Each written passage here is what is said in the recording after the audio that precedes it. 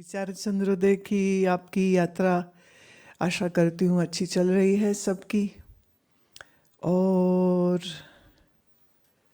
विभिन्न नाम रूपात्मक देहों को देख रही हूँ, सबके अलग अलग भाव इत्यादि भी देख रही हूँ। चलिए अब आप पूछिए अगर कोई संशय है तो। जिनके संशय हो अब वो क्या है आपका सिस्टम, हाथ खड़ा करेंगे ये लोग? हाँ, तो जिसका आएगा वो फिर उसका ऑन कर देंगे।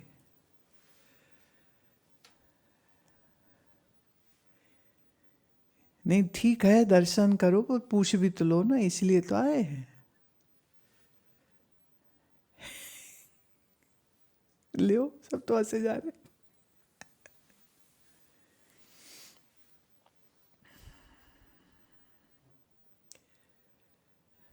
हाँ जी पूछिए रंजना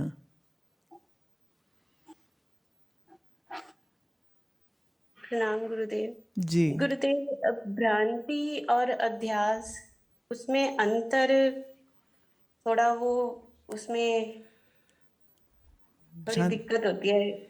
समझ ऐसे बुद्धि में तो आ जाता है कि भ्रांति और अध्यास क्या है, परंतु जैसे हम व्यवहार में जाते हैं तो वो चीज मतलब थोड़ा उसको अच्छे से बुद्धि में बैठ जाए उसके लिए। अच्छा पहले ये बताओ भ्रांति किसको कहते हैं, आपको क्या समझ आई वो बताओ मुझे। जी, भ्रांति अभी तक जो बुद्धि में समझ आई कि जैसे रस्सी में सर्प दिखता है, हमें सर्प है नहीं लेकिन हमें अच्छा आपको रस्सी प्रतीत। रस्सी में सर्प दिखता है? नहीं हाँ हाँ हाँ हाँ पूछो, बताओ बताओ। जैसे रस्सी ना दिख के अगर हमें सर्प दिख रहा है, उसमें उसका असली रूप रस्सी नहीं दिख रहा है, कुछ और दिख रहा है हमारे मन से, हम्म वो हम्म भ्रांति है। हम्म और अध्यास जो है वही बार बार, आई थिंक कि जैसे उसी को बार बार वही देख रहे हैं हम, तो ये अध्यास है। देखिए जैसे आपने कहा ना, रस्सी न देखना, सर्प का दिखना, जो नहीं है वो दिख रहा है और जो है वो नहीं दिख रहा है। अब इस दृष्टांत का दार्ष्टान्त ये जाता है कि मैं हूं तो आत्मस्वरूप सच्चिदानंद, लेकिन मैं अपने आप को देह देखता हूं, मैं अपने आप को रंजना देखता हूं, देखती हूं। रंजना की क्या आयु है? जी, शरीर की आयु 40। 40। और तुम्हारी आयु? जी, वो तो नहीं पता। कैसे पता लगेगा?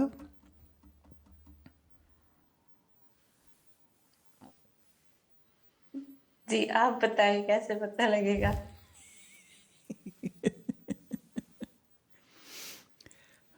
ये प्रश्न एक बार मैंने एक बालक से पूछा था यहीं आश्रम में। मैंने उसको पूछा तुम्हारी आयु क्या है, तो उसका उत्तर था अविनाशी, अनंत। जी तो ये आपके लिए एक प्रैक्टिकल सिचुएशन की हमने एग्जाम्पल दे दी कि जब मैंने पूछा उस बालक से तुम्हारी आयु क्या है, तो उसने कहा अनंत। अब अगर वो बोलता 15 वर्ष, तो इसका मतलब हुआ कि देह को मैं मान रहा है, देह मैं हूं ये जान रहा है, इसलिए आयु पूछने पर वो शरीर की आयु बता रहा है। हालांकि जो आप शरीर की आयु बताते हैं, जब जैसे आपने बोला 40, तो ये भी झूठ है, झूठ है ये। कैसे? ये 40 माँ के गर्भाशय से बाहर आने के बाद की गिनती है। जब माँ के गर्भ में थी तो वो 9 महीने नहीं गिनोगे क्या? माँ है अभी शरीर की, जी नहीं। पिता है, जी उनसे पूछना। तो 9 माह में हुई थी, 8 में हुई थी, 7 में हुई थी, तो उसको भी गिनो, तो हो जाएगा 40 वर्ष और 9 महीना। अच्छा वो 9 महीना ही गिनेंगे या 9 महीने से पहले भी कुछ आयु थी। ये देह जिस तत्व से बना है, ये देह जो है ये जिस तत्व से बना है वो तत्व को हम अन्न बोलते हैं। अब अन्न रूप से कहीं तो थी ना, वही अन्न, शाक सब्जी फल माता पिता ने खाया। अब जो स्त्री जन्म लेती है तो अपने गिनती के कितने अंडे उनके सहित ही जन्मती है वो, लेकिन पिता के, पुरुष के देह में जो वीर्य बनता है वो उसके भोजन से बनता है। इसलिए समय के साथ ये एक बड़ी भारी समस्या आ चुकी है कि आज के पुरुष में जन्म देने की क्षमता नहीं रह गई, कि उनका स्पर्म काउंट बहुत कम होता है, हो रहा है। उसके पीछे बहुत से कारण है। उसमें बहुत बड़ा कारण उनका अधिक चीनी खाना है, उनका अधिक सीड ऑयल खाना है। ये अपने आप में एक बहुत बड़ा विस्तृत विषय है। तो जिस शरीर को आज आप 40 साल की कह रही हैं, वो उस 40 साल में वो 9 माह भी जोड़िए, उस 9 माह से पहले वो अन्न रूप से या अंडे के रूप से जब वो माता की देह में थी, तो वो माता की देह जब माँ नहीं थी, जब स्त्री थी, जब स्त्री नहीं, जब वो कन्या थी, जब कन्या नहीं थी, जब वो भी एक भ्रूण थी, तब उस भ्रूण अवस्था में उसके देह में, उसके ओवरी में वो गिनती के सारे अंडे तैयार हुए थे। तो एक्चुअली आप किस उम्र को अपनी उम्र गिनेंगे? लेकिन फिर भी कोई पूछे उम्र क्या है, आप पट से बोलते 40, 50, 60, 70, 80 बोल देते हो आप। यही तो भ्रांति है। जो है वो दिखता नहीं, जो नहीं है वो महलकता है। जब हम अध्यास कहते हैं तो ये है एक का दूसरे में जोड़ जो हो गया, आत्मा का अनात्मा में जोड़ हो गया। अब ये जो आत्मा का अनात्मा में जोड़ हो गया है, इस जोड़ से जो उत्पन्न हुआ उसी को हम अध्यास कहते। अब इस अध्यास और भ्रांति से भरा हुआ जो चित्त है वह हम अज्ञानी चित्त बोलते हैं।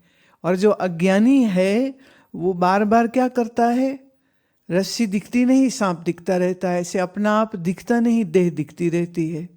देह हूँ।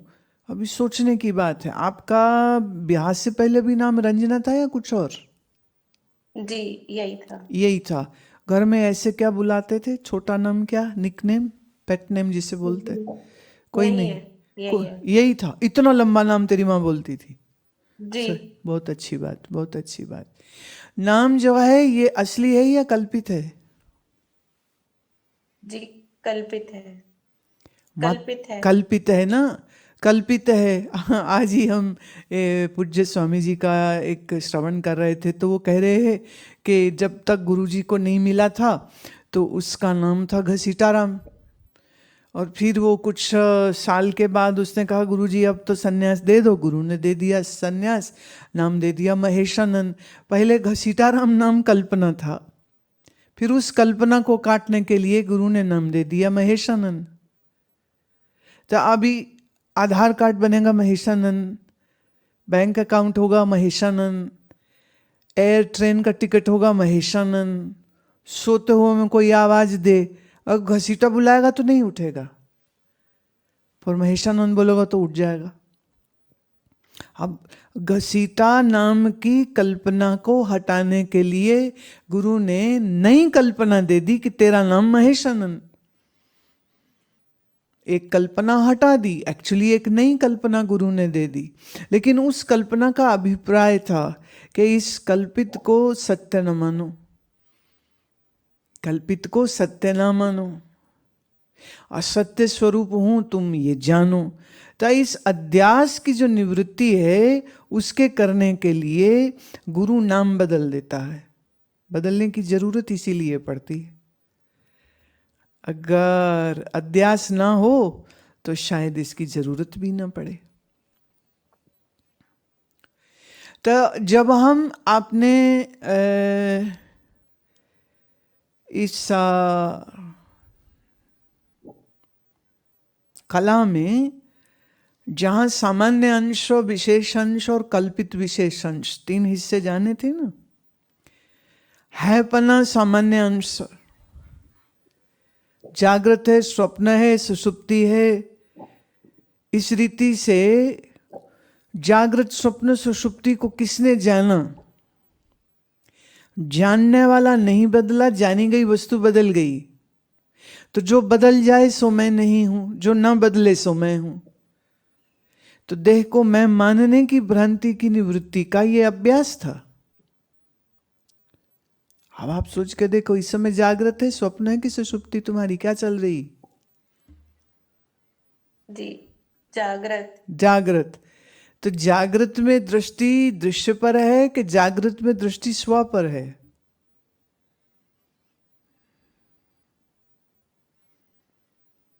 दृष्टि स्व पर नहीं रहती है पूरा समय। स्व पर रहती है? जी, नहीं रहती। हाँ, वही तो हम कह रहे हैं ना, देह दृष्टि रहती है। देह दृष्टि रहती है तो मेरे को ठंड लग रही है, मेरे को भूख लग रही है, मेरे को प्यास लग रही है, मेरे को सोना है, मुझे बोलना है। अब रंजना नाम कल्पित है, लेकिन इस कल्पित नाम को अगर कोई गाली दे दे तो सब भूल जाओगे। वेदांत ज्ञान और विचार चंद्रोदय तो मतलब आग लग जाएगी अंदर, पूरी की पूरी याद रहेगा क्या कि ये कल्पित नाम, कल्पित देह के ऊपर एक कल्पित आवरण बना दिया कि ये मैं हूं। तब कल्पित रंजना को किसी ने कुछ कह दिया तो उससे क्यों समस्या हो? पर होती है। ऐसा है ये वेदांत। ये नहीं होता कि आप क्लास में तो सुने समझे और बाद में भूल जाए। ये जिस समय जब आप एक चीज को समझते हैं कि ये देह मैं नहीं हूं, बुद्धि से तो समझ लिया, या यूं कह लो जुबान से तो बोल दिया मैं सत स्वरूप हूं, पर मान अपने आप को असत दे रहे हो, तो इसको सत हूं ये जाना क्या माना जाएगा?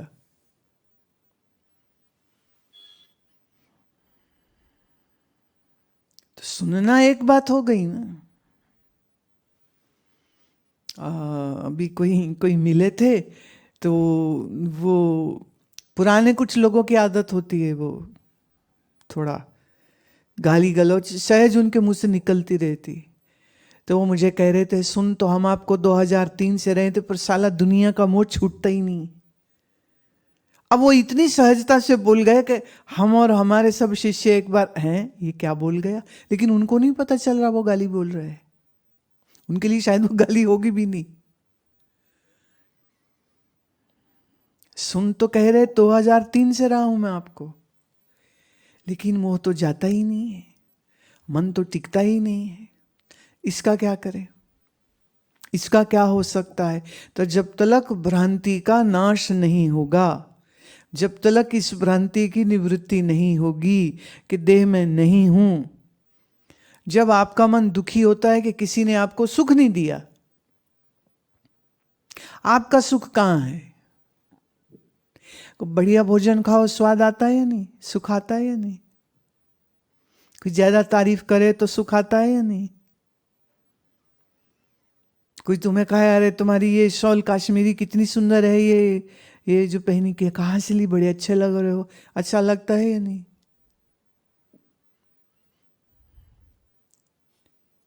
तो ये कॉम्प्लीमेंट जिस शरीर को दिया जा रहा है, वो शरीर मैं नहीं हूं, ये अगर भीतर नहीं रहेगा तो शरीर को कही गई वो अच्छी बुरी हर बात तुम्हें सुखी या दुखी करेगी। और अगर सुखी और दुखी तुम हो रहे हो तो इसका अर्थ ये हुआ कि भ्रांति अभी गई कोई नहीं, भ्रांति अपनी जगह बैठी है।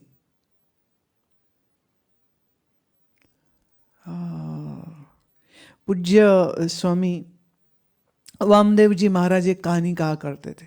कहते एक गांव में एक कुआं था, उस कुएं का पानी खराब हो गया, जो पिए तो बड़ा ही परेशान होते थे। किसी ने कहा कि इसमें ना आप कच्चा दूध डालो, तो उन्होंने कई लीटर दूध डाला, पानी का स्वाद ठीक नहीं हुआ। फिर किसी ने कहा इसमें आप चूना डालो, फिर चूना डाला।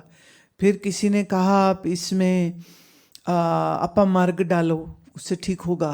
तो जिसने जो कहा वो किया, जो कहा वो किया, पानी ठीक ही ना हो। फिर एक महात्मा आए उस गांव में, बोले बड़ी समस्या, क्या हुआ? सारी बात सुनी। महात्मा कहते चलो दिखाओ मुझे कुआं कहाँ है। उन्होंने कुआं देखा। देखने के बाद कहते हैं देखो ये समस्या तो हम 2 घंटा में ठीक कर सकते। सभी बोले बाबा थोड़ी संभाल के बात बोलो, हम 1 साल हो गया करते हुए उपाय, कुछ नहीं हुआ, आप क्या कर लोगे? बोले नहीं 2 घंटे में मैं ठीक कर दूंगा। बोले चलो क्या करी? बोले एक तैराक लाओ, 2 रस्सा लाओ। लाया गया, उन्होंने तैराक को कुएं में उतारा।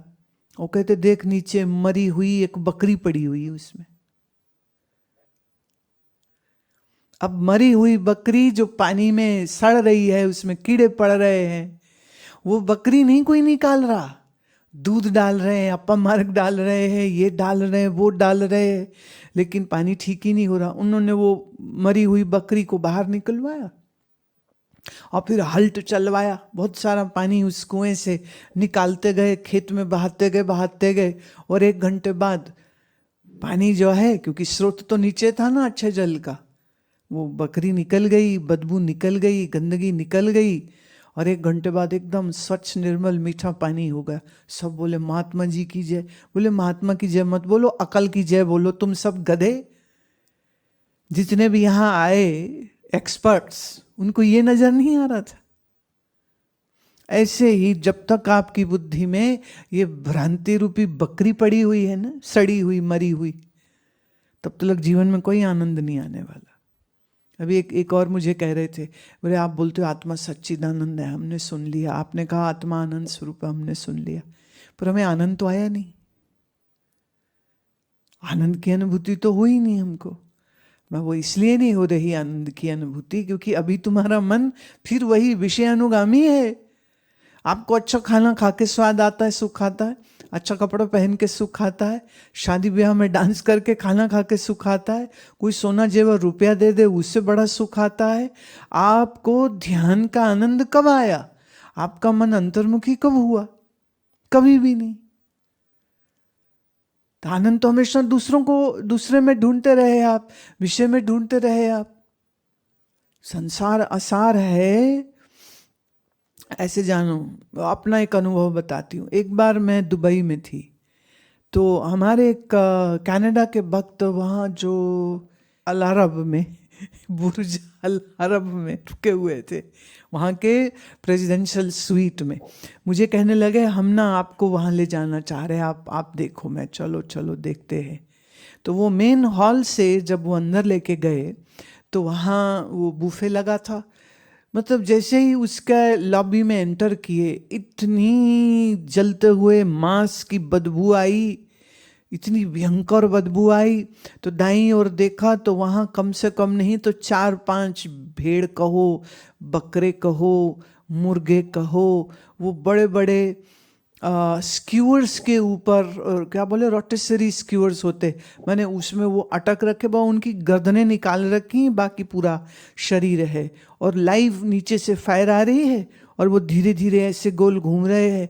वो उसी के ऊपर मसाले सब डालते चले जा रहे हैं। वहाँ जो रसोइये थे, तो ऐसे लाइन में ये सब मीट मार्केट जो चल रही थी वहाँ पर, ओहो ऐसी बदबू। तो मतलब मैंने कहा भाई ये कैसी जगह में हमको ले आए।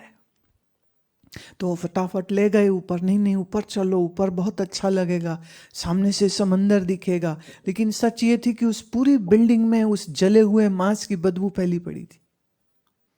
तो कहीं भी चले जाओ बदबू है। और हमारे यहाँ मतलब क्या कहें, अब दुनिया को, भारतवासियों को, सबका अपना अच्छा है, जो अच्छा लगे सो करे। लेकिन उस बड़ी इमारत में उनको क्या दिखाई देता है, वहाँ जाके क्या मिलता है, ये तो वही जाने। लेकिन हमारे लिए जो मेमोरी बन गई ना, वो बाहर जब तक अंदर नहीं गए थे, बहुत सुंदर बिल्डिंग है बाहर से, ब्यूटीफुल बिल्डिंग, समंदर के किनारे बहुत सुंदर, समंदर नीला पानी बड़ा सुंदर। लेकिन भीतर गए तो वो, अब देखिए जो चीज़ मुझे ठीक नहीं लग रही, वो जो लोग खाते हैं उनके लिए तो वो तो वाह वाह कर रहे होंगे, क्या बढ़िया है, क्या बढ़िया है। अब हम लोगों को तो नहीं बढ़िया लगता वो सब, तो दृष्टि रह गई। तो बिल्डिंग सुंदर, पर जले हुए मांस की बदबू से वो बिल्डिंग मेरे लिए तो सुंदर नहीं रह गई।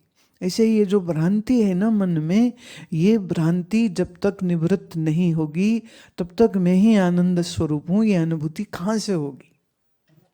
मैं तुम्हें दूसरा तरीका भी कह सकती थी कि जब तक समाधि नहीं लगेगी ना, तब तक तुम्हें ध्यान का आनंद नहीं जब तक आएगा, तब तक मैं आनंद स्वरूप निश्चय नहीं होगा। लेकिन मैं उसको नहीं कह रही, मैं बिल्कुल सीधी बात कह रही हूँ। भ्रांति की निवृत्ति हुए बगैर मैं ही आनंद स्वरूप हूँ, यह अनुभूति नहीं हो सकती। देह हूं नहीं, देह में लगती है, यही तो अध्यास है।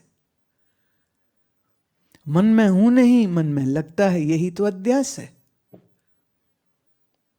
अब मन की भावनाएं दुख की, सुख की, प्यार की, मोह की, राग की, द्वेष की, लड़ाई की, हिंसा की, गाली गलौज की, पूर्व की स्मृतियों की, आने वाले समय की कल्पना की, ये जो जो वृत्तियां मन में जागती रहती हैं, वो आपको ऐसा थोड़ी लगता है कि मेरे मन में ये वृत्ति आई, आप वो स्वयं वृत्ति स्वरूप हो जाते हो।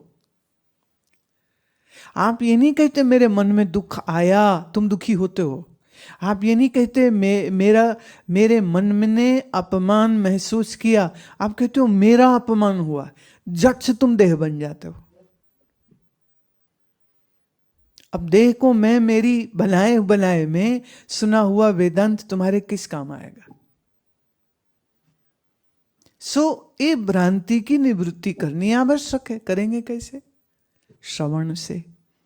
तो श्रवण के लिए पुनः पुनः ये जो अविद्या छा जाती है ना मन के ऊपर, अधिष्ठान का ज्ञान न होने पर भ्रम की उत्पत्ति होती है। और भ्रम का नाश कैसे होता है? अधिष्ठान का ज्ञान कर लेने से।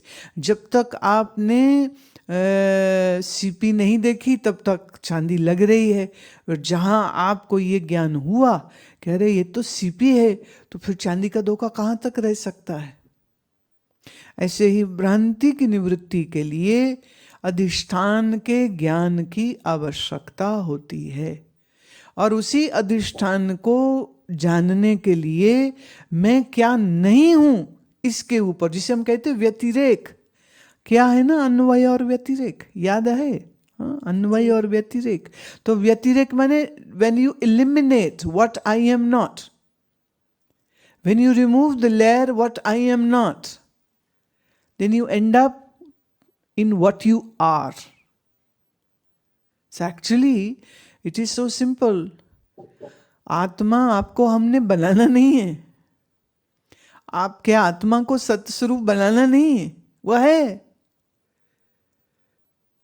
इसमें एक्चुअली कुछ करने जैसा है नहीं, इसमें सिर्फ समझने जैसा है। पर ठीक समझने के लिए ठीक बुद्धि का बोध होना चाहिए, और बुद्धि ठीक से समझ पाए उसके लिए मन में कदाचित थोड़ी संसार की दौड़ धूप जो है ना, वो नहीं रहनी चाहिए। अब ये है कि संसार की पकड़ तो वैसी की वैसी, ऊपर से वेदांत सुन लिए, फिर लगता है वेदांत काम तो आ नहीं रहा।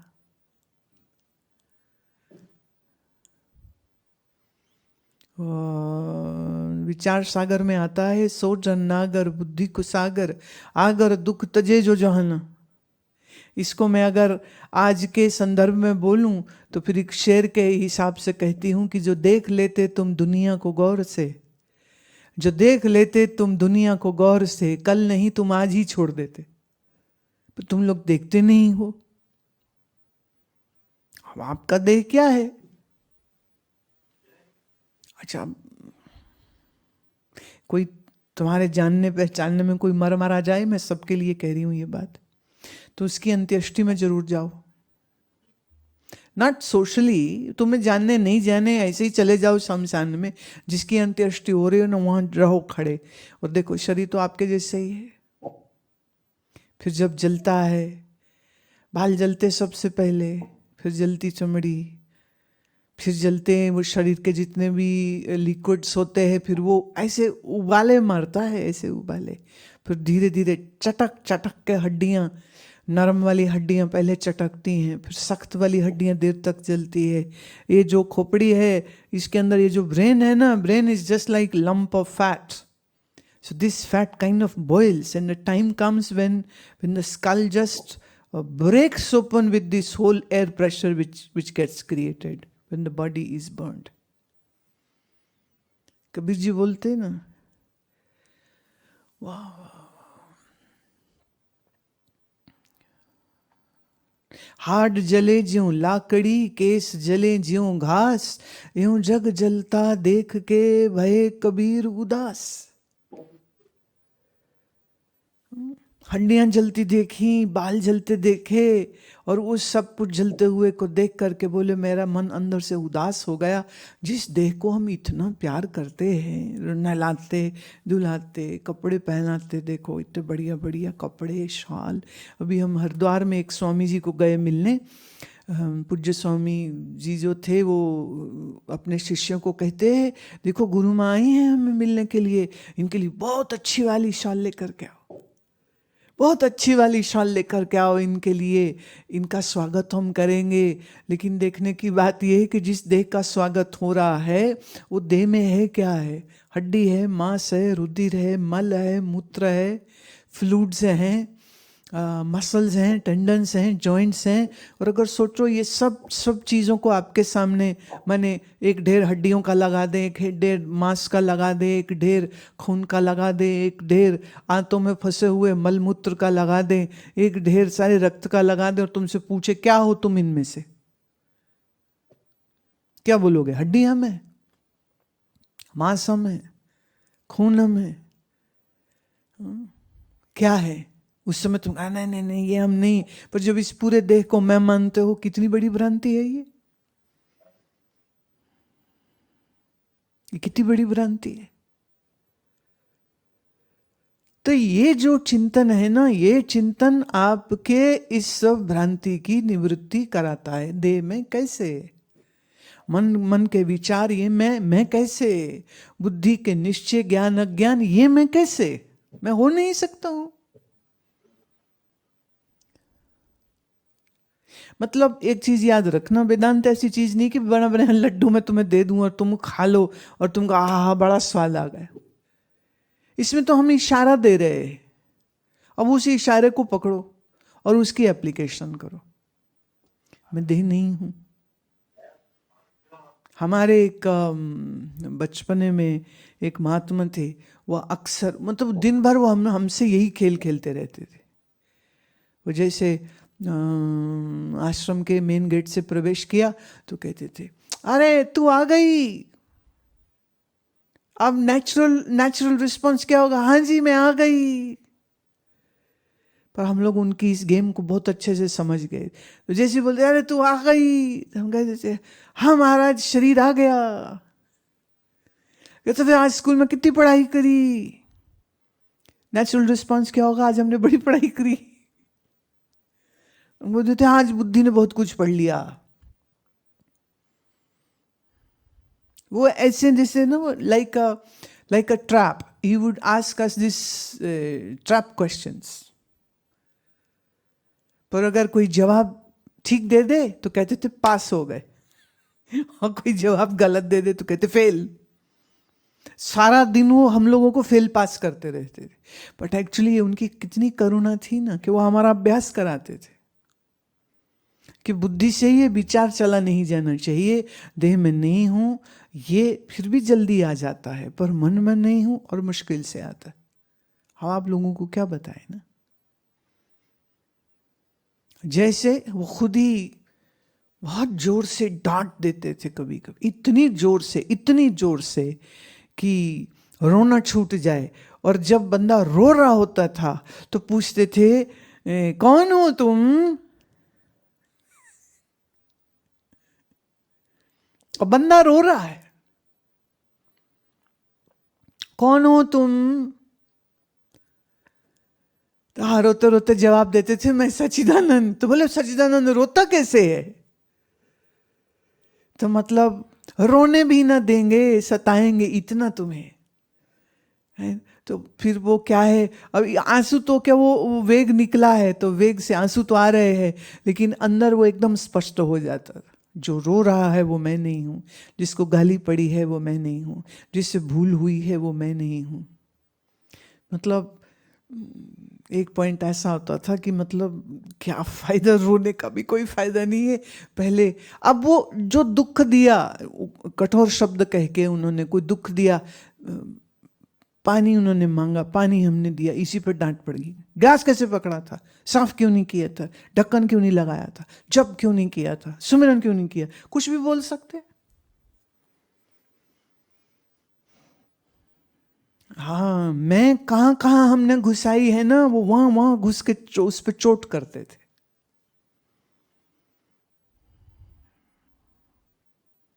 जब तलक की डांट सुनने पर भी व्यक्ति ना रोए, ना गुस्सा दिखाए, ना नाराज हो, ना दुखी हो, और वो शांत खड़ा है, तो फिर वो जब ये ऐसा मौका आ जाता, फिर उस व्यक्ति को वो कुछ दिन के लिए छोड़ देते थे, कोई नहीं अभी तो ये समझदार ज्यादा हो गए। फिर वो ऐसे टाइम पे पकड़ते थे जिस टाइम पे बंदे ने सोचा भी ना हो। तो भ्रांति, ये जो अध्यास है, जो मैं नहीं हूं उसको मैं मान के बैठा हूं, मन में नहीं हूं, ये कल्पित है, यह है कल्पित, पर कल्पना ही सत्य हो गई है। इसलिए ज्ञान भ्रांति निवारण करेगा, पर कब? जब वो मेरा नहीं तुम्हारा निश्चय हो जाएगा। अभी तो हम बोल रहे तुम सच्चिदानंद हो, तुम्हें लग रहा नहीं हम तो देह हैं, स्त्री है, पुरुष है।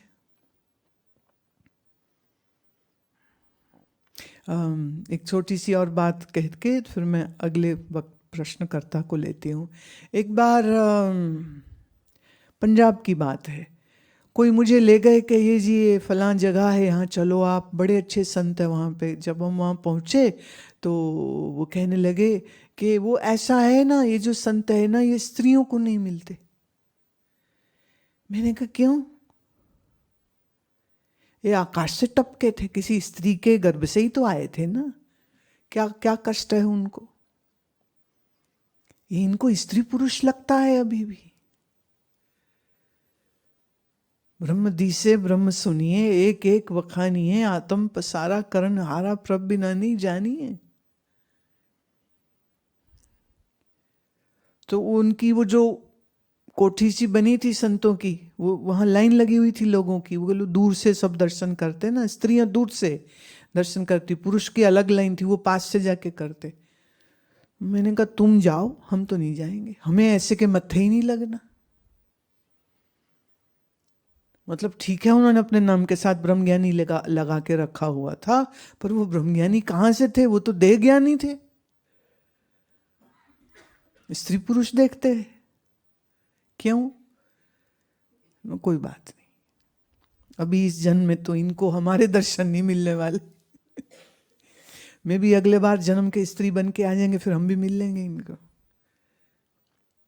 अब वो सोच रहे हैं महात्मा का दर्शन दुर्लभ, स्त्री को तो मिलते नहीं। स्त्री और पुरुष क्या?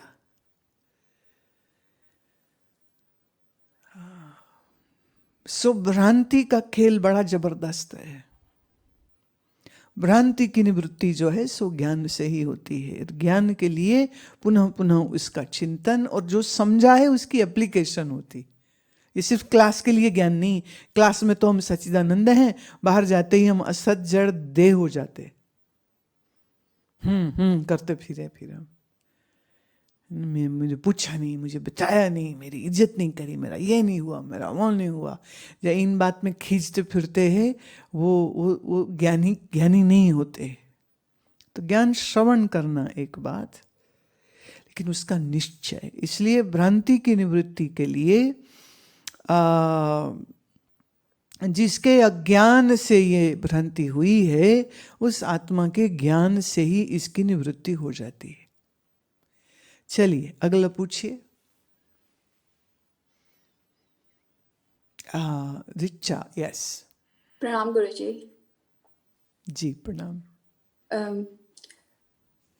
ब्रह्म को जो है जगत का निमित्त और उपादान कारण बताया है, और फिर एक जगह ये भी आता है कि अविद्या ही प्रपंच का उपादान है। तो इन दोनों में अविद्या और ब्रह्म दोनों ही जगत का उपादान हुए हैं। तो ये बात संसर्ग अध्यास से समझें। पहली बात तो यह है कि जिसको आप कहो अंधेरा, अंधेरा होता है या नहीं होता है, पहले ये बताओ मुझे। नहीं होता है। पर फिर भी होता है। जिन चार दीवारों के आश्रित अंधकार होता है, वो चार दीवार अगर हम हटा दें तो अंधकार कहीं नहीं है। तो जिसे हम कहते हैं अविद्या, इसका शाब्दिक अर्थ क्या है? जो विद्यमान ही नहीं है। अब आप पूछ रहे हैं जो विद्यमान ही नहीं है वो संसार का आधार अधिष्ठान कैसे हो गई? हम बात तो पकड़ो।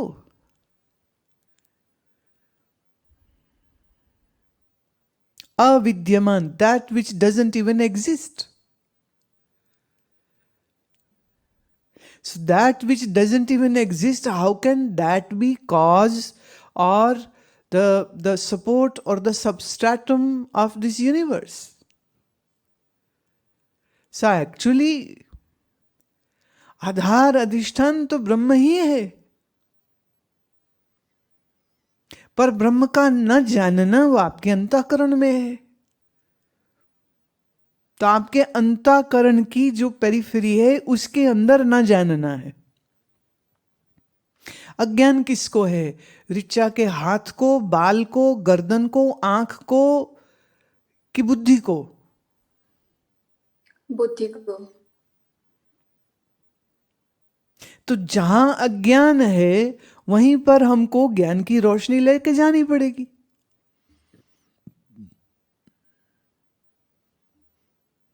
एक वेदांत का एक बड़ा पुराना उदाहरण है, एग्जाम्पल क्या है वो सुनो, ध्यान से सुनना इसको।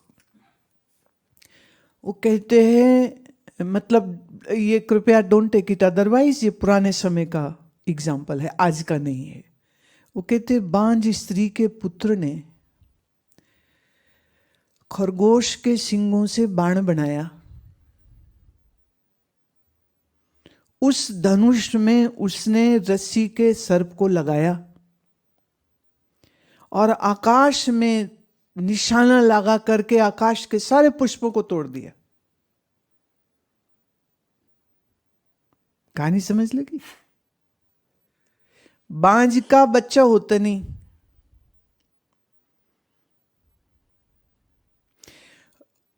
रस्सी में सांप होता नहीं, तो उस सांप का बाण बना करके, और धनुष किसका है? खरगोश के सींगों का। खरगोश के सींग होते नहीं, आकाश में फूल होते नहीं, तो निशाना लगा के कौन से फूल उसने तोड़े? तो बात ही कुछ नहीं बनती ना, ये तो सारी कल्पित हो गई। पर इस कल्पित का भी आधार कौन है? चेतन ही तो इस कल्पित का आधार है। अज्ञान से न जानना है, पर इस अज्ञान का आधार जो है उसी को तो हम चेतन कहते हैं। तो समान चेतन ब्रह्म को ही समस्त जगत का आधार बोलते हैं। हम अज्ञान को आधार यूं कह नहीं सकते, क्योंकि अज्ञान भी ज्ञान के ही आश्रित है। लेट्स से मैं नहीं जानता या मुझे इस विषय का अज्ञान है, इस अज्ञान का भी ज्ञान होता है या नहीं होता है? ज्ञान होता है। तो जिस अज्ञान का भी ज्ञान हो जाए, उस ज्ञानवान को अज्ञान हुआ कैसे? हो ही नहीं सकता।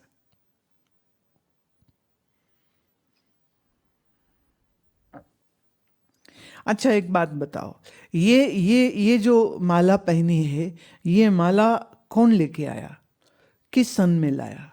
कितने में बनवाया? कहां से बनवाया? किस दिन लेके आया? कौन घड़ी पल होरा किसकी थी? है ज्योतिष अनुसार किस किस होरा में वो लेके आया? कौन सा नक्षत्र था? ये बताओ मुझे। तू तो पढ़ी लिखी डॉक्टर है। नहीं पता। अच्छा, इस माला के विषय में जो अज्ञान है वो आपको कब से है?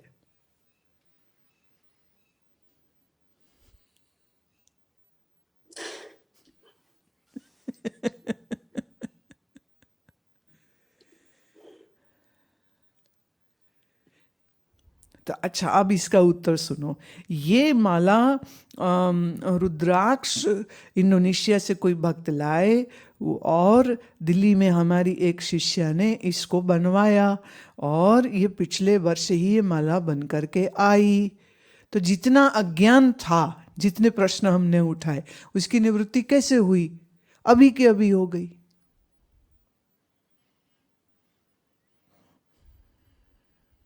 इसलिए इस जगत के मूल में अविद्या है या ब्रह्म है।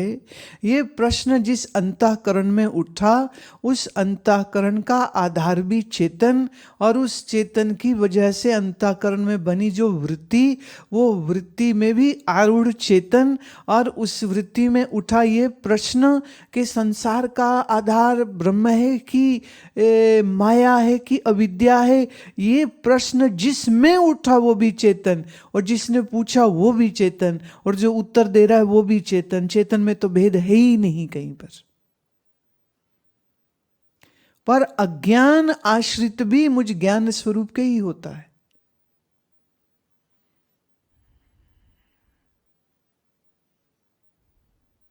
अज्ञान, ज्ञान न होना अज्ञान है।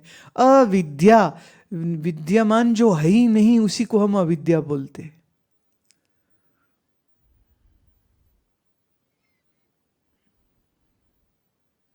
तो संसार सत्य है, असत्य है कि धोखा है?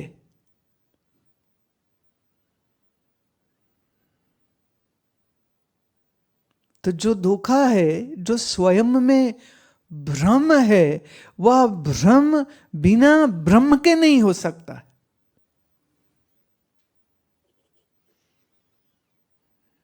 इसलिए हम ये कहते हैं कि इस संसार का जो संसार की जो प्रतीति तुम्हें हो रही है, ये प्रतीति जिस मन से हो रही है, और मन जिस चीज को देख रहा है, वो चीजें सब, माने सारा का सारा ब्रह्मांड, इस सब का आधार अनादि अज्ञान है।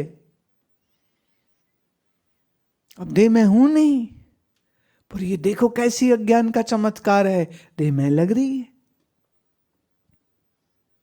यहां सुन रहे, मैं देह नहीं हूं, मैं आत्मा हूं, मैं देह नहीं हूं, मैं आत्मा हूं, पर फिर भी देह में ही लग रही है।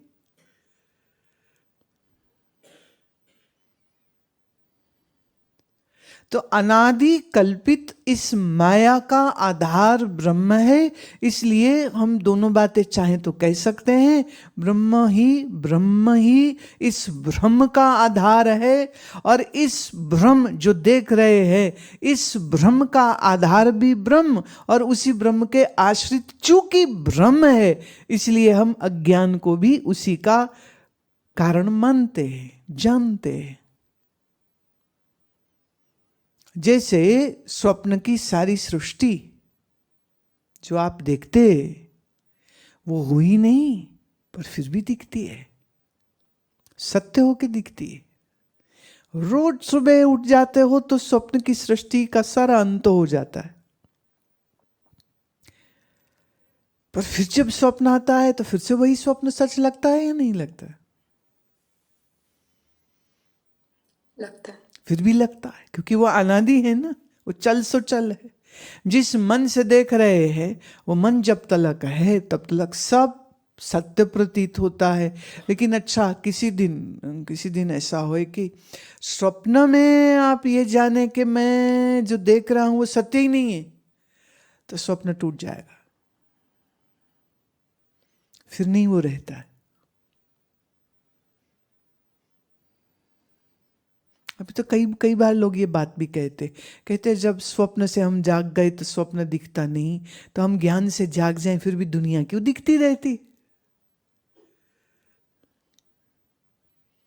वो इसलिए दिखती रहती क्योंकि तेरी अभी आंखें बनी हुई, आगे फूट थोड़ी जाएंगी ज्ञान से। आप ज्ञान के बाद अंधे हो जाओगे, बहरे हो जाओगे, गूंगे हो जाओगे, लंगड़े हो जाओगे, क्या होगा? मन पागल हो जाएगा, क्या होगा? सब तो बना रहेगा, पर सब बने रहने पर भी जिस मन से देख रहे हैं वह भी असत, और जो दिख रहा है सो भी अनिर्वचनीय रूप से सत प्रतीत होता है। पर है नहीं। ये सिलसिला एज इट इज चलता रहता है। फिर तुम कहोगे ज्ञान का क्या फायदा? ज्ञान का बस यही फायदा है कि तुम फिर फंसते नहीं हो कहीं पर।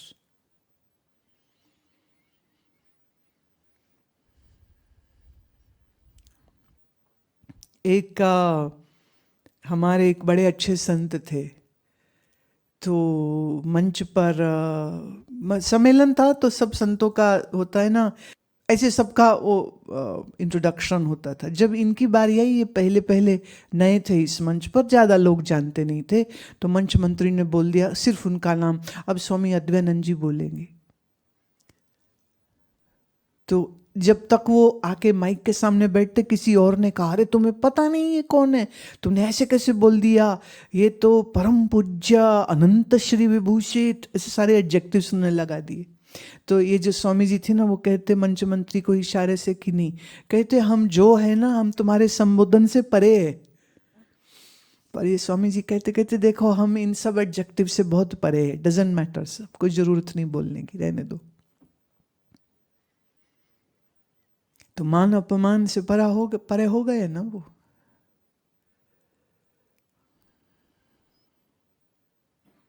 तो जो भ्रम की निवृत्ति कर लेता है, अध्यास की जो निवृत्ति कर लेता है, उसका देह बना रहेगा, अंतःकरण बना रहेगा, इंद्रियां बनी रहेंगी, इंद्रियों का विषयों से व्यवहार भी बना रहेगा, लेकिन उसके लिए यह सब रस्सी में सर्व की न्याय कल्पित ही रहता है। इसलिए उसको, अब कोई बोले अच्छा जी हम ये तो समझ गए कि रस्सी में सांप नहीं होता, पर देखो डर तो लग रहा है, ये कब तक लगता रहेगा डर? तो क्या वो बंदा कह सकता है उसने सांप कल्पित है ये जान लिया? नहीं। क्योंकि अगर कल्पित जान लिया तो फिर डर काहे का? बोले नहीं ये तो समझ लिया रस्सी में सांप नहीं, पर फिर दिख क्यों रहा है? अभी हम ऋषिकेश में थे, तो मेरा ख्याल अभी भी मैंने देखा उसको, वाशिंगटन में ये बैठा है गौरव, इसका पुत्र अर्जुन, इसने एक नकली प्लास्टिक का बड़ा ही बहुत रियलिस्टिक सांप था, वो उसने खरीदा और गले में डाला हुआ था। हम लोग गंगा किनारे बैठे, तो मैंने उसे कहा तू ना इसको ऐसे जमीन में रख दे और तू चुपचाप निकल ले, है ना, बस दूर हो जा। और जो दूर खड़े थे मैं उसको बुलाया, मैं जरा यहाँ आओ, तो वो जो है तो वो नकली, पर हमें पता है ना नकली, उसे थोड़ी पता नकली। तो उसके लगा सांप है, सांप तो है ही नहीं। तो वो उसने ऐसे उठाया और अपने ऐसे गले में लपेट लिया। अब जिसे मालूम है कि नकली है वो तो खेल रहा है, और जिसे लगा ये असली वो चीखे मारेगा। तो जो अज्ञानी बुद्धि वाला है ना, वो चीखे ही मारते रहते, हम मर गए मर गए मर गए। और जो ज्ञानवान है वो इस संसार के नकली सांप को गले में डाल के घूमते रहते, आनंद से घूमते रहते। उसको कोई नहीं, उसको कोई इस बात से तकलीफ नहीं होती, कोई बंधन नहीं होता, कोई पकड़ नहीं होती, इन सब से छूट जाता है। इसलिए वो मरने के बाद वाली मुक्ति में नहीं, वो जीते जी मुक्त होता है। चलिए नेक्स्ट, अम्बरीश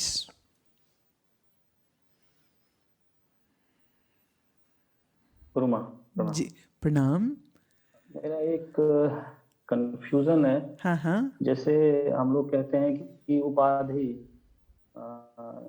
ब्रह्म पर अविद्या की उपाधि के कारण जीव हो जाता है, और जीव फिर कहते हैं कि जीव में अध्यास हो गया, अज्ञान हो गया, उस वजह से वो अपने आप को देह समझता है। तो ये जैसे कभी एग्जाम्पल उदाहरण देते हैं कि एक घट है या प्रतिबिंब बन जाता है ब्रह्म का, और फिर उसके बाद जिस चीज में प्रतिबिंब बनता है अगर उसको हम लोग जीव मान लें, तो फिर तो जीव पहले से ही था और उसके बाद उसको अविद्या लगी, या फिर पहले अविद्या हुई तब जीव बना। ये एक कंफ्यूजन है, तो आप ऐसा है कि ऐसे, चलो फिर से तुम्हारी एग्जाम्पल में चलते हैं। घड़ा है, घड़े में पानी है, आकाश में चंद्रमा है, चंद्रमा का आभास पानी में बना, राइट, बना। अब ये जो आभास बना ये कब तक दिखेगा? जब तक पानी है, और जब पानी नहीं होगा तो आभास नहीं दिखेगा। तो आभास के होने के लिए दो चीजें चाहिए, एक आकाश में चांद, एक घड़े में पानी। अच्छा, मान लो कोई घड़ा तोड़ दे और वो पानी जो ऐसे बिखर गया, तो जमीन में बिखरे हुए पानी में भी चंद्रमा का आभास तो फिर भी बन जाएगा, राइट। तो जब तक जल है तब तक आभास है, और जल नहीं होगा तो आभास नहीं होगा। अब आपके केस में क्या है? मन है जल, शरीर है घड़ा। तो जब तक मन है चेतन चांद का, चेतन चांद चलेगा ना। तो ये जो चेतन है, इस चेतन का आभास, इसी आभास को हम जीव कहते। तो दोनों चीजें चाहिए, जल भी चाहिए, चंद्रमा भी चाहिए, तो चंद्रमा का आभास होता है।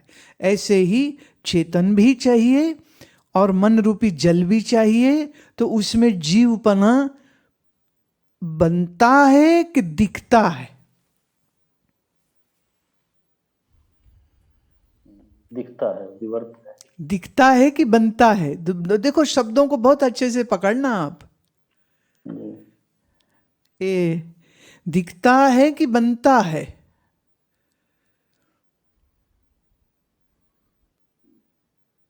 प्रतिबिंब दिखता है। हाँ, यही रुक।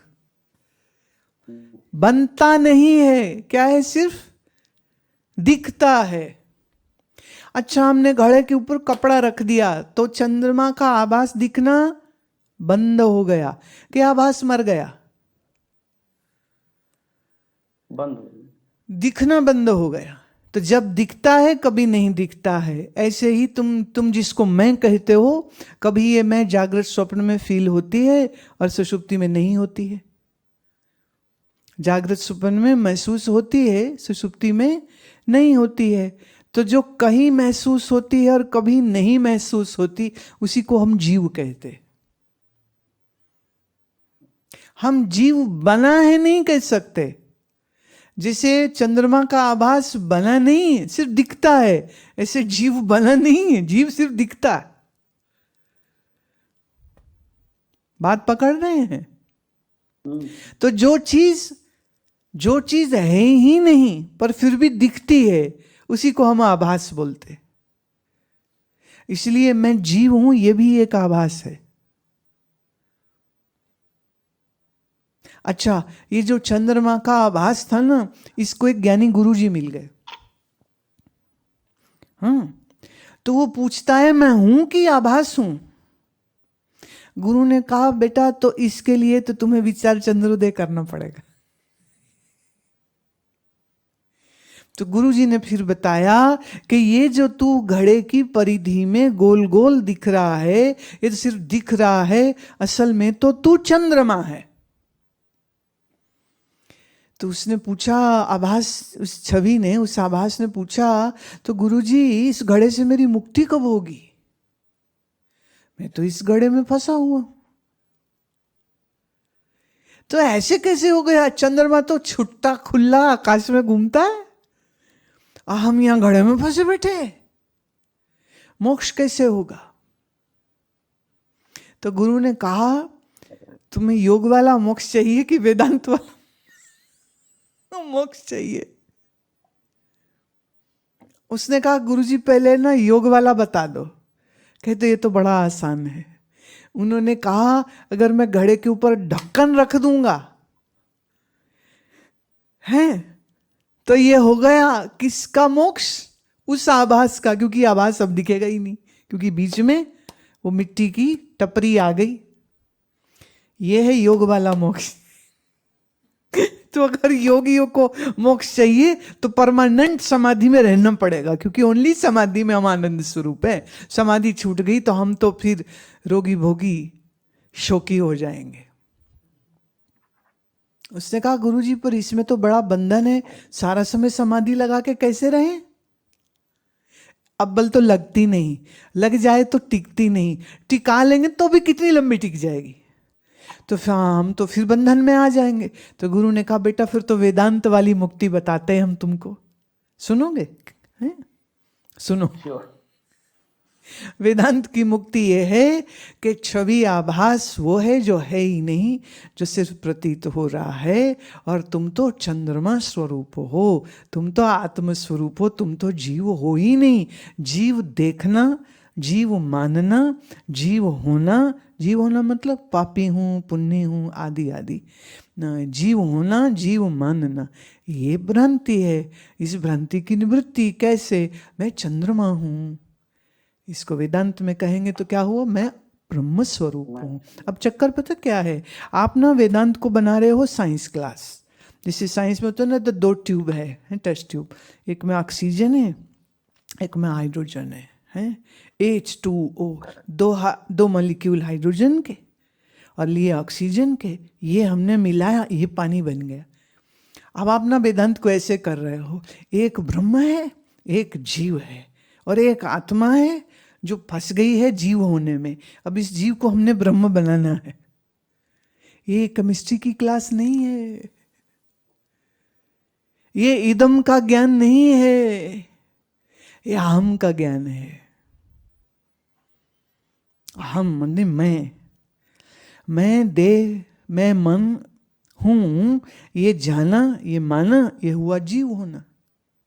और फिर जैसे चंद्रमा का आभास दिखता है, बनता नहीं है, जो बनता नहीं है वो मिटता भी नहीं है, सिर्फ दिखता है जो। तो जीवपना सिर्फ दिखता है, मैं देह हूँ ये सिर्फ दिखता है, मैं मन हूँ ये सिर्फ दिखता है, हम बंधन में हैं ये भी सिर्फ दिखता ही है, लगता ही है ये। बस ये जो गलत गलत चीजें लग रही ना आपको, बस यही ठीक करनी। देह में मैं बना के अब आप समझना चाह रहे हो कि अंदर से कि हम तो देह ही हैं। अच्छा, इस देह में एक जीव भी होता है, एक्चुअल में तो वो आत्मा होती है। नहीं, एक्चुअल में वो आत्मा भी नहीं, वो तो ब्रह्म होता है। अच्छा, ये मैं कैसे समझूं कि आत्मा ब्रह्म होता है? ये प्रश्न बता रहा है कि आप सब चीज परोक्ष किए जा रहे हो। परोक्ष नहीं करने का, परोक्ष नहीं करने का। किसकी बात हो रही है? आपकी बात हो रही है, मैं की बात हो रही।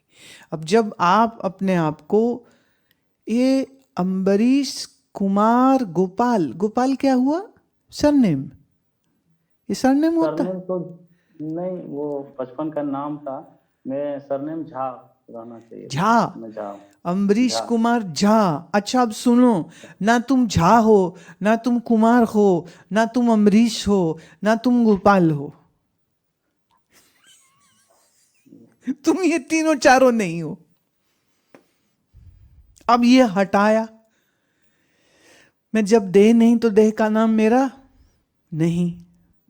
हाँ, देह की आयु मेरी, बोलते जाओ, नहीं है ना। देह पुरुष स्त्री तो वो तो मैं नहीं। देह वर्मा बिहारी या झा हो सकती है, पर मैं। अच्छा, जब आप कहते हो झा, तो आपका हाथ झा है, सिर झा है, पांव झा है, क्या झा है? कि माना हुआ है? सिर्फ माना, हाँ, माना हुआ है। ये वो कल्पना है जो परिवार और समाज देता है। मैं उस दिन तुम्हें तुम तो सब हमारे अपने प्रिय हो। उस दिन हम अपनी लाइब्रेरी में ऐसे ही देख रहे थे। अब आदत है, पुस्तकों को संभालते हैं, किताबों को बहुत प्यार से रखते हैं। तो एक 1977 की मेरी डायरी मिल गई। 77 मतलब 11 वर्ष की आयु। 11 वर्ष की आयु की डायरी में तो हैंड राइटिंग भी फिर वो बच्चों वाली ही थी। तो उसमें मैं लिखा है, मैं सच्चिदानंद स्वरूप हूँ, मैं देह नहीं हूँ ना। ये सब अपना वो सब मनन लिखा हुआ है। तो ऐसे हमने खोली, वो भारत पेट्रोलियम की डायरी है, किसी रिश्तेदार ने दी थी। तो जब डायरी का फर्स्ट पेज खोला तो फर्स्ट पेज पे अपना नाम जो लिखा है उस नाम के पीछे परिवार का सरनेम नहीं लिखा था। मैंने वो सरनेम काट करके उसके ऊपर हरि लिखा हुआ था, क्योंकि जिन निर्मले संतों के साथ हम बैठते थे उठते थे और उन्होंने ये सिखाया था हम परमात्मा के बच्चे हैं, परमात्मा हरि स्वरूप है, तो हम हरि के बच्चे, तो हम हरि हुए। जो बाप का सरनेम वो हमारा सरनेम। 11 साल की आयु में माता पिता का दिया हुआ वो गोत्र, वो सरनेम हटा दिया, तो उसमें अपने हाथ से लिखा हुआ है हरि। जो माता पिता का जन्म से जो भी गोत्र नाम सरनेम था वो भी एक कल्पना था, लेकिन उस कल्पना को काटने के लिए एक सत्य निश्चय को दूसरी कल्पना हम ले आए और उसको हमने कहा कि अब कौन है, हरि स्वरूप है। न वर्मा, न शर्मा, न झा, न कुछ और। कौन है? हाँ, कौन है? देह नहीं है। जब देह नहीं है तो देह के दिए गए नाम से मेरा क्या लेना देना। इसलिए गुरु के दिए हुए नाम से चलते हैं, गुरु की नाम की जाति दिए से चलते हैं। तो प्रेम हमारी जात है, प्रेम हमारा वर्ण, प्रेम हमारी जात है, प्रेम हमारा वर्ण, हरि के हम स्वरूप है, हरि ही हमारा परिचय हो गया, बात खत्म। मैंने अभी बोला ना कि सन्यास के बाद जो नाम मिलते हैं ना, वो नाम सारे ऐसे ही होते हैं जिसमें कुछ ना कुछ आनंद लग जाता है। जैसे इस बार ऋषिकेश के शिविर में 5 और लोगों का सन्यास हुआ, तो पुराना नाम कैंसल, नया नाम देते। और नया नाम क्या होगा? सब ऐसा ही होगा। कोई शरणानंद होगा, कोई सिद्धानंद होगा, कोई महेशानंद होगा, कोई महाआनंद होगा। क्या? अपने स्वरूप का जो तुम्हारा यथार्थ है। देह में मानता हूं, देह में हूं नहीं। जीव स्वयं को मानते हैं, जीव हम हैं नहीं। जीव माना तो अज्ञान है, देह में हूं, मैं पुरुष हूं माना अज्ञान है। हम कोई जा है, ये अज्ञान है। हम इस जाति के, ये अज्ञान है। हम इस वर्ण के, ये अज्ञान है। तो ये सारी संसारगत की जो वार्तालाप है, उस वार्तालाप का निषेध कैसे किया? यह जान के कि मेरा यथार्थ स्वरूप ये है। जीव माना हुआ, इसलिए जीव हूं ये दिखता है, जीव बना कोई नहीं। इसलिए जब लोग बोलते हैं ना जीव कब से बना, तो इसका उत्तर है जीव कभी नहीं बना। जीव होना सिर्फ एक भ्रांति है। चलिए अगला लीजिए।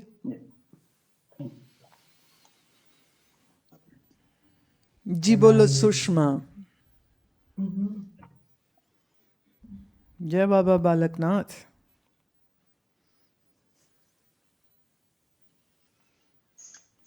हाँ माता बोलो। प्रणाम गुरुदेव। जी जी प्रणाम। गुरुदेव, एक समस्या है कि स्वरूप और गुण में क्या फर्क है?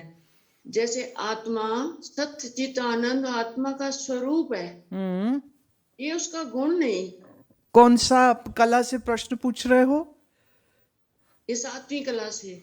अच्छा, ये जो अभी अभी करी वही समझ नहीं लगी? हाँ जी, वो स्वामी जी से पूछा था, बोले थे गुरुदेव से पूछ के बताएंगे। तो मैंने कहा चलो आज गुरुदेव आ रहे हैं तो पूछ लेते हैं। ठीक है।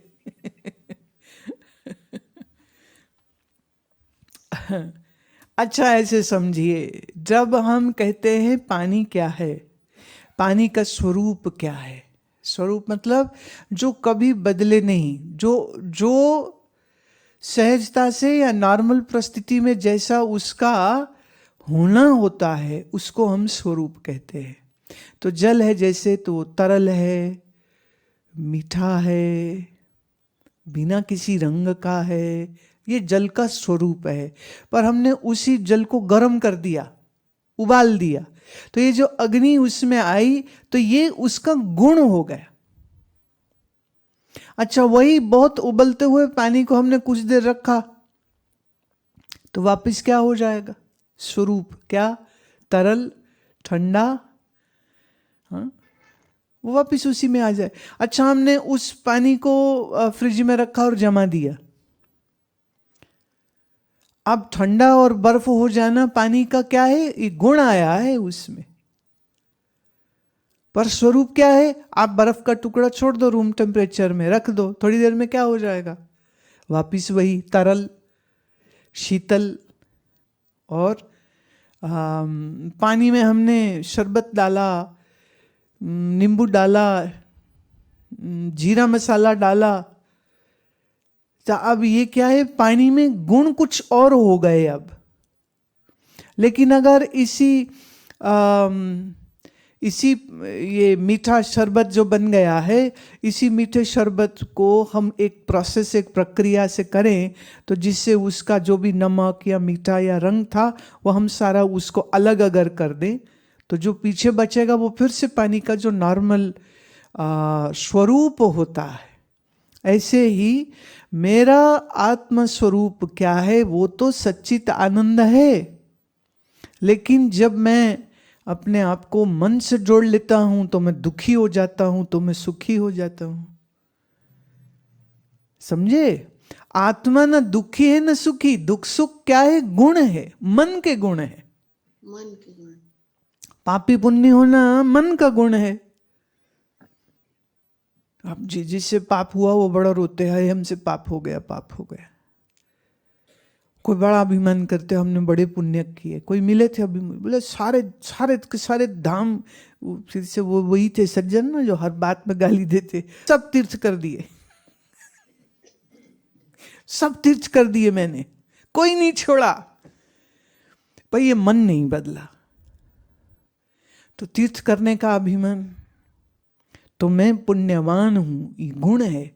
पुण्य गुण है, पाप गुण है, दुख है, सुख है, गुण है, राग है, द्वेष है, गुण है। अच्छा, मैं बहुत मोटा हूं, मैं बहुत पतला हूं, मैं बहुत काला हूं, मैं बहुत गोरा हूं, मैं है नहीं।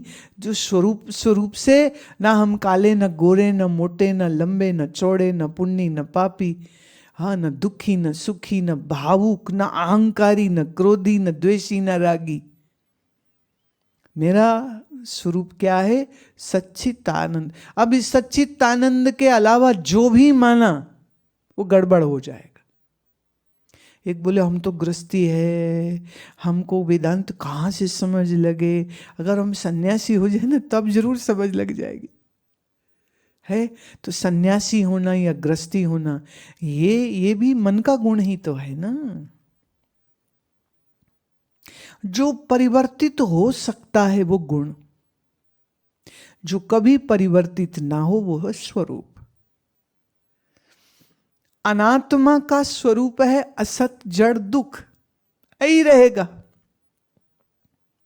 कितना प्यार मोहब्बत कर लो संसार से, एक टाइम ऐसे आएगा जहां तुम कहोगे आह कुछ नहीं है इसमें।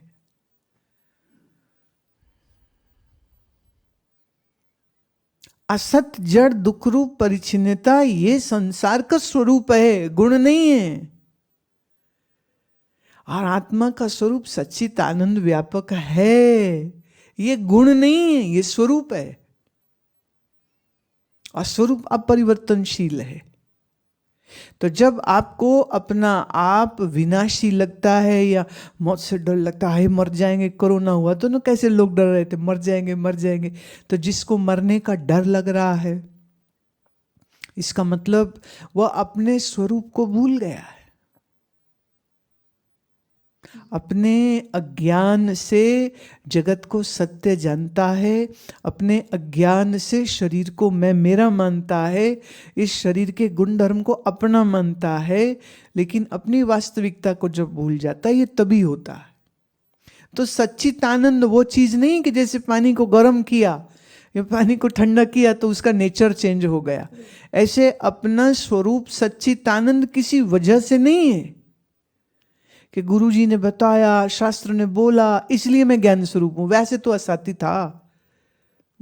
जैसे एक मुझे याद पड़ता है, एक महात्मा थे, वो सबको ना भगवान बोलते थे। आओ भगवान, बैठो भगवान, कैसे हो भगवान।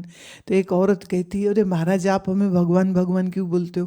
बोले नहीं, हमारी दृष्टि से तो तुम भगवान ही हो। कहती अच्छा फिर ठीक है, आपकी श्रद्धा है, आप बोल लो, आप बोल लो। मुझे तो बुरा लग रहा था, अब आपकी श्रद्धा है तो मैं आपकी तोड़ती नहीं हूं। अब उनके संत की दृष्टि से सर्व भगवान है, इसलिए वो सबको भगवान जी भगवान जी भगवान जी बोलते थे। पर वो स्त्री को क्या लग रहा है कि गलत बोल रहे हैं, हम तो मनुष्य है, पापी है, जिंदगी में जाने कितने भूल किए, ये हमें भगवान क्यों बोल रहे हैं? अब भगवान होना तुम्हारा स्वरूप है, पर अपना ही स्वरूप भूल करके इस हड्डी मांस के देह को मैं मानते हो और इसी को सच जानते हो, ये तो भूल हो गई ना। तो सच्चित आनंद स्वरूप किसी कारण से नहीं है, कुछ करने से आत्मा सत्य नहीं है। आत्मा का सत्यता उसका स्वरूप है।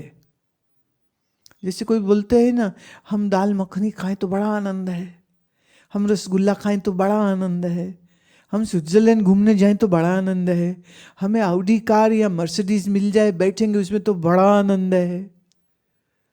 अभी ये आनंद है नहीं, ये तो किसी वस्तु के विषय के प्राप्ति होने पर सुख की प्रतीति कोई कर रहा है, तो ये तो झूठ हो जाएगी ना बात। तो सच्चित आनंद मेरा स्वरूप है, गुण नहीं है।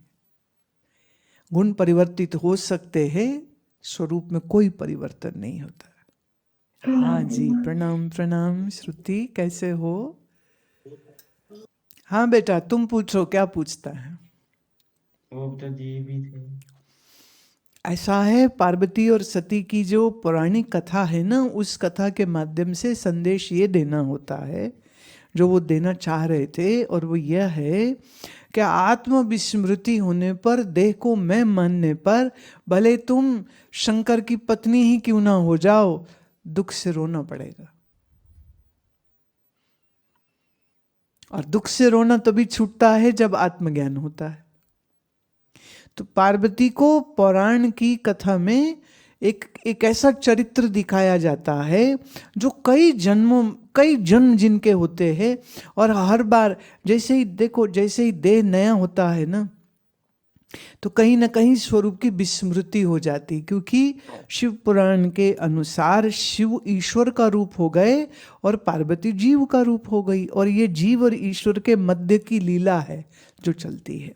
तो वो जब भी जन्म लेती हैं तो वो अपना भूल जाती हैं। हर बार देव ऋषि नारद अथवा कोई और महात्मा से आते हैं जो उनको शिव के तरफ ले जाते हैं, फिर वो शिव को प्राप्त करती हैं, और फिर शिव जी को प्राप्त करने के लिए योग साधना आदि तो वो खुद ही कर लेती हैं, लेकिन जो स्वरूप का बोध है वो उनको कराते, पर हर बार अदृढ़ ज्ञान हो जाता है।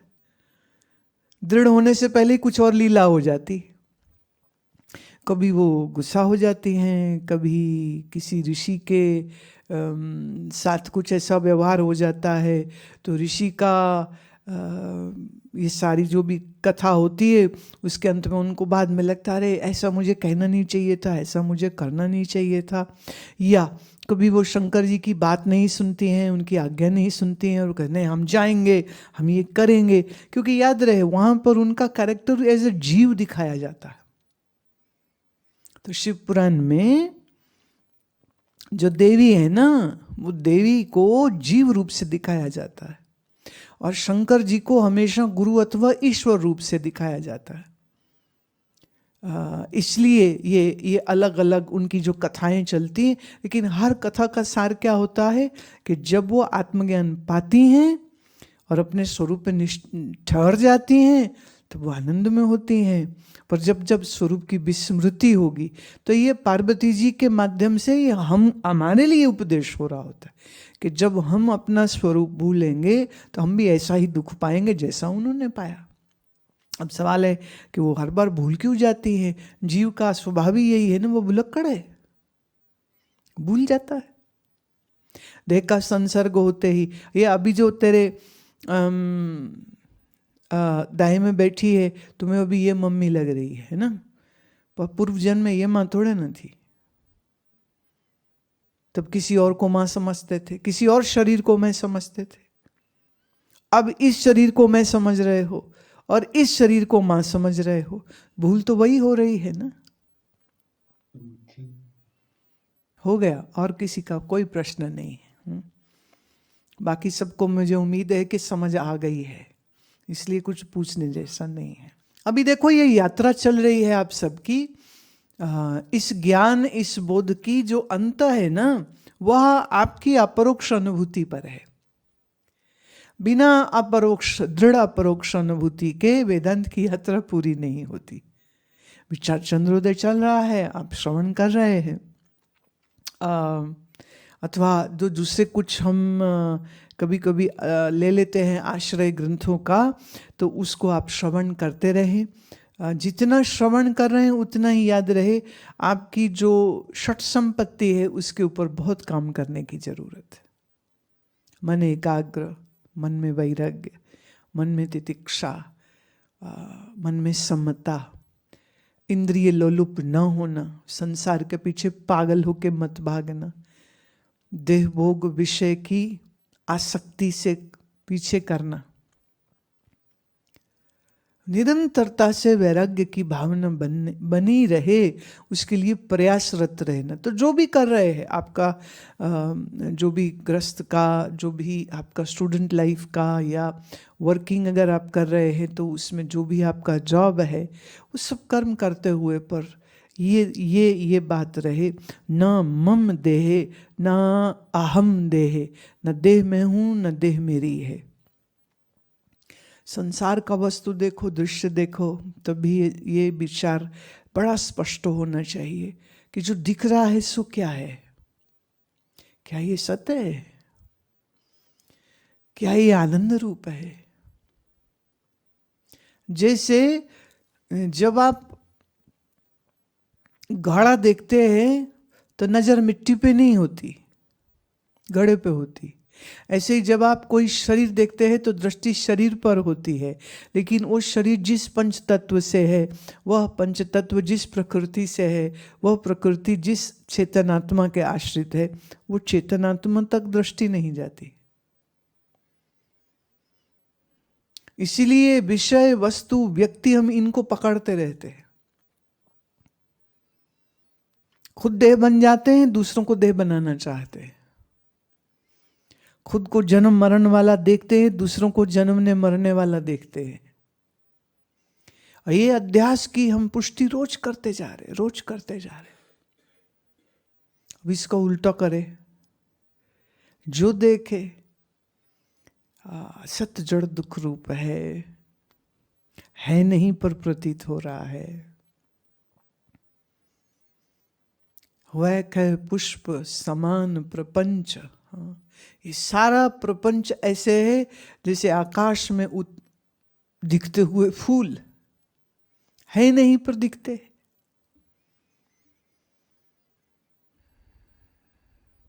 तो निरंतरता से जो ये विचार की जो श्रृंखला है ना, ये चलती रहनी चाहिए, चलती रहनी चाहिए।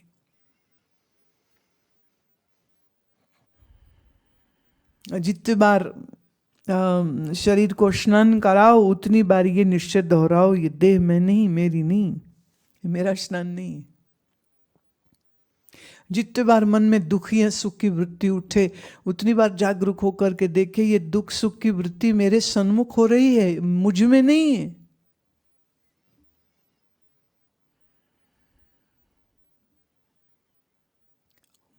मेरे सामने है, मुझ में नहीं है।